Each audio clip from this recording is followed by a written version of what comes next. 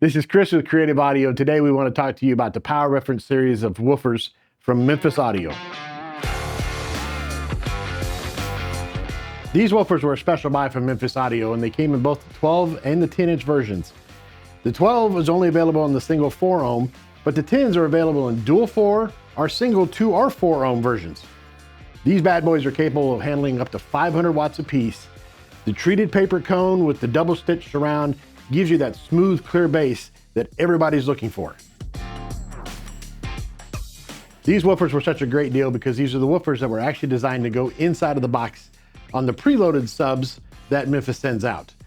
The only difference you're going to find with these is they don't have the rubber surround and they don't have the push terminals, they have the spade terminals on the back. Other than that, they're the exact same performance, the exact same specs of the normal PR series woofers.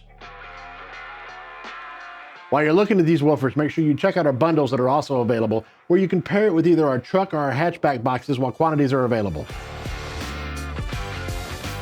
And that was a quick overlook at the Power Reference series woofers from Memphis Audio.